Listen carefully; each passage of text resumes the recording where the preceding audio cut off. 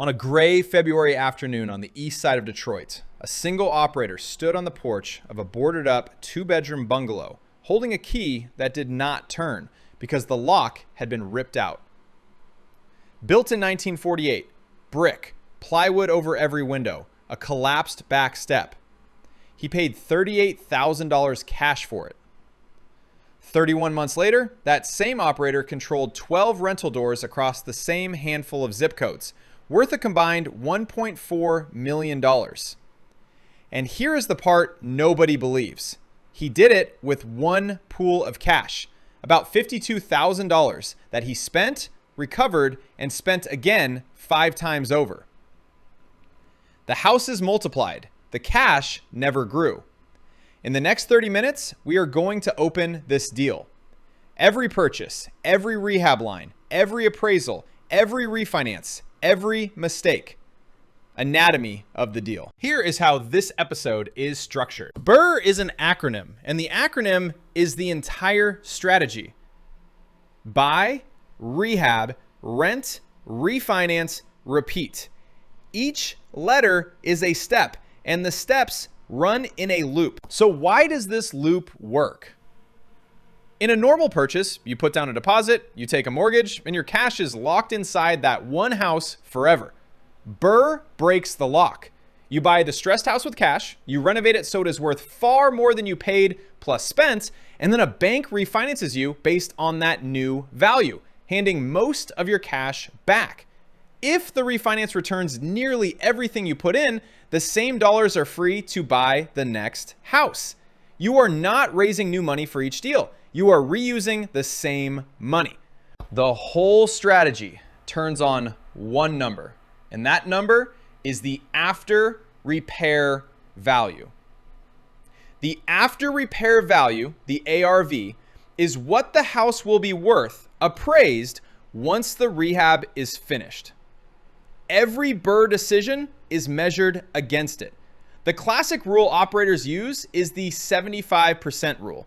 Your total cash in the deal, purchase price plus rehab plus closing costs, should land at or below 75% of the after repair value. Because most banks will refinance a rental at 75% of appraised value.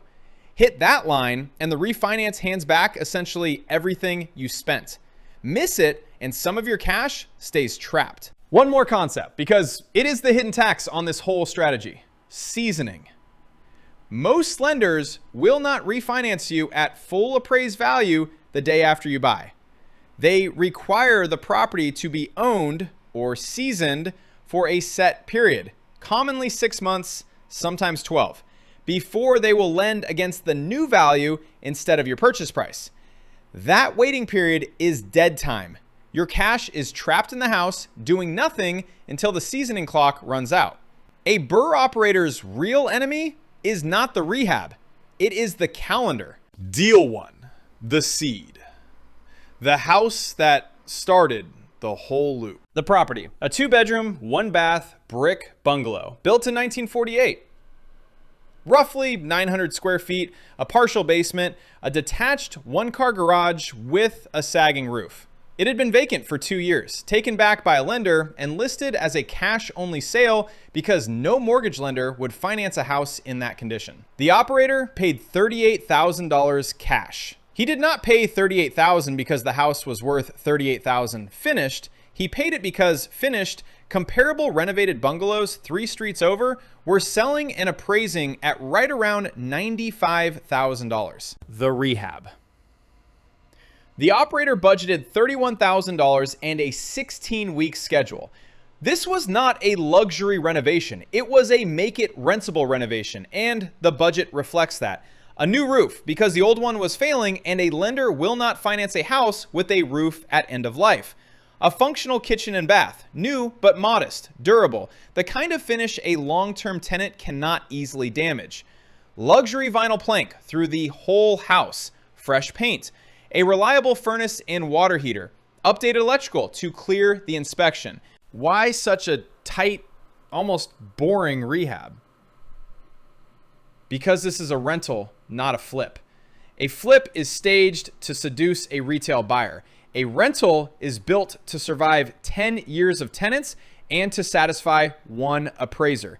Every dollar the operator spent had to do one of two jobs: lift the appraised value or prevent a future repair call. Granite counters and designer tile do neither well enough to justify the cost in this price band. Discipline on the rehab is what makes the refinance math work. Total cash into the seed house. $38,000 purchase. $31,000 rehab. About $3,000 in closing and holding costs. $72,000 all in, against a target after repair value of $95,000. 72 divided by 95 is 76%. 1 point over the 75% rule. Close, not perfect. Hold that one extra point. It is going to matter at the refinance. Now the step that makes BRRRR either a machine or a trap: the refinance. First, the operator had to rent the house because a lender will not refinance an empty rental at a rental valuation. He leased the bungalow in 3 weeks at $1,050 a month to a working family on a 1-year lease. Rented, seasoned, and stabilized, the house was now a financeable asset. He took it to a regional bank that offered a 30-year rental loan, what the industry calls a DSCR loan, where the lender underwrites the property's own cash flow rather than the borrower's pay stubs. Then the appraisal. This is the single most important moment in any BRRRR deal, because the entire refinance is built on whatever number the appraiser writes down. The appraiser walked the renovated bungalow, pulled 3 recently sold comparable renovated houses nearby, and valued the property at $91,000. Not the 95 the operator had underwritten. 91. A $4,000 appraisal gap, the difference between the value you projected and the value the appraiser actually certifies. Now the refinance math on the real number: the bank lent 75% of the $91,000 appraised value. 75% of $91,000 is $68,250. That $68,000 of fresh loan proceeds came back to the operator at the refinance closing. He had $72,000 of cash in the deal. He got $68,000 back. So about $4,000 of his original cash stayed trapped in the house. So was the seed deal a failure? No. And this is the most important idea in the episode. The operator did not get 100% of his cash back. He got about 94% of it back. He now owned a rental house worth $91,000, generating cash flow with only $4,000 of his own money still inside it. And he had recovered $68,000 that was now free to go buy the next house. A perfect BRRRR returns every dollar. A good BRRRR returns most of them and leaves you owning a real asset for the small amount that stuck. Good is enough to keep the loop turning. Now the loop runs. Deal 2 through deal 6. Same operator, same zip codes, same recovered pool of cash. Going around again. Deal 2, a 3-bedroom bungalow, bought for $44,000, rehab for $28,000. Total cash in, about $74,000. It appraised at $102,000. The refinance at 75% returned $76,500. For the first time, the operator pulled out more than he put in. A small cash out, about $2,500 above his cash in. Deal 2 did not just recycle the cash. It grew the pool slightly. Deals 3, 4, and 5 followed the same pattern. Each one a distressed bungalow or small 2-unit in the same submarket. Each one bought cash, rehab lien, rented, seasoned 6 months, and refinanced. The operator was now running 2 and sometimes 3 houses through the pipeline at once. 1 in rehab, 1 in lease up, 1 in the seasoning wait. That overlap is what turned a slow strategy into a fast one. While the calendar ran on one house, real work happened on another. By deal 6, something had shifted in the numbers. The operator had a track record, 5 renovated, leased, performing rental houses behind him. Lenders treat a 6th deal from a proven operator very differently from a first deal from a stranger. His refinance terms improved. His rehab crews were faster and cheaper because they now worked for him constantly. His material costs dropped because he bought flooring and cabinets by the pallet. The loop was not just turning, it was getting more efficient every rotation. 6 deals in, the scoreboard looked like this. 6 houses, 8 total rental doors counting the small 2 units. Combined value around $640,000. And the operator's own cash tied up across all 6 properties was still only about $31,000, less than he had started the very first deal with. The portfolio had grown 6-fold. The cash exposure had gone down. Let's be precise about the money, because BRRRR is sometimes sold as if it costs nothing. It does not. There were 2 kinds of money in this campaign. First, the operator's own cash pool. It started at $52,000, the savings he had assembled before deal 1. That pool is what gets recycled. It went into a house, came back at the refinance, and went into the next house. On most deals, it came back nearly whole. On one, it came back slightly short. On a couple, it came back with a little extra. Over 31 months, that pool drifted between about $30,000 and $60,000. It never ran dry, and it never grew large. Second, short-term acquisition financing. The operator did not always pay all cash from his own pool. On several deals, he used a hard money loan or a private lender to fund most of the purchase and rehab, putting in only a slice of his own cash. Hard money is expensive, often 10 to 12% interest plus points, but it is short-term and it is fast. You borrow it to buy and rehab, then the DSCR refinance pays it off entirely. The hard money lender is a bridge. You are only ever standing on the bridge for a few months, and the cost of all that borrowing is real. Hard money interest and points, DSCR origination fees, 2 sets of closing costs on every single house, 1 to buy, 1 to refinance. Across the campaign, financing and transaction costs ran roughly $9,000 to $12,000 per house. That is the true price of the BRRRR loop. It is not free. It is leveraged, and leverage has a meter running. The strategy works because the value created by the rehab is larger than the cost of the money. When it is not, the loop stops. Now the month, the whole strategy nearly came apart. Every honest deal story has one. This campaign's was month 19. By month 19, the operator had 4 houses in motion at once. 2 in rehab, 1 in lease up, 1 waiting out its seasoning period. Then 3 things hit in the same 6 weeks. Interest rates jumped and DSCR refinance rates with them, which meant lower loan amounts at the same property value. An appraisal on 1 house came back $11,000 under projection, and a hard money loan on another house came due before that house's refinance was ready to close. Here is what a stalled loop actually feels like. The operator's recycled cash pool was down to about $9,000, nearly all of it deployed across the 4 live houses.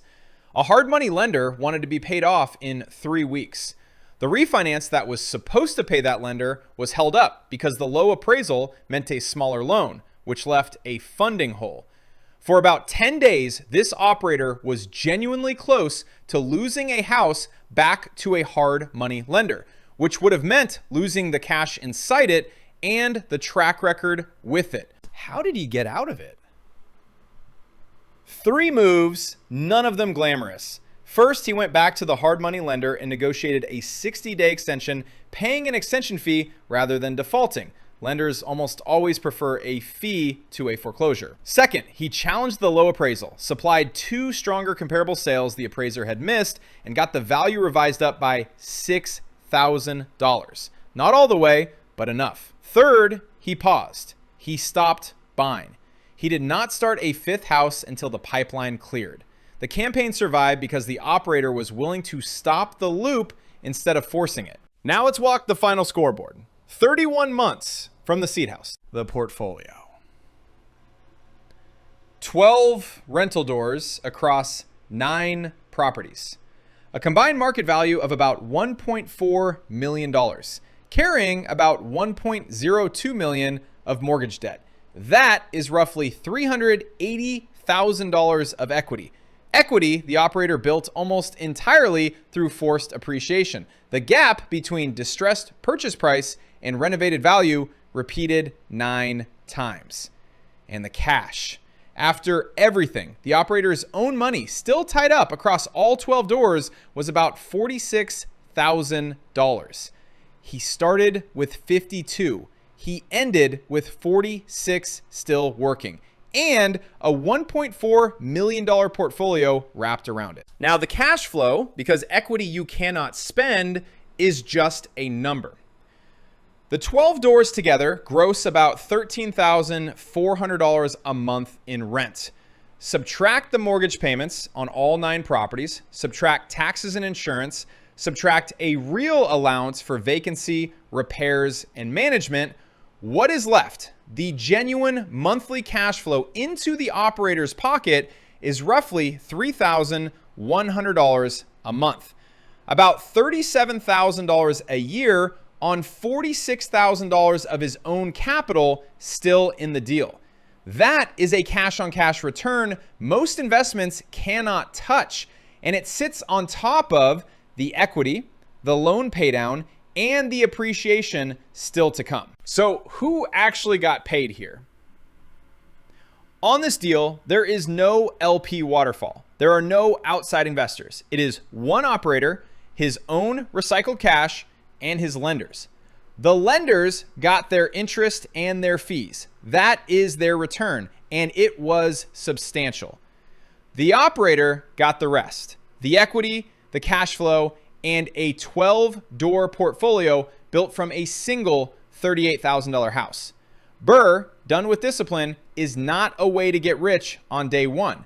It is a way to turn a small amount of capital into a large amount of real estate, slowly, by spending the same dollars over and over. No deal is clean. 3 honest mistakes the operator made across this campaign. Mistake 1. On the early deals, the operator underwrote the after repair value to the best comparable sales, not the average ones. Appraisers do not work that way. They weigh toward the middle. That is how the seed house came in 4,000 under and another house came in 11,000 under.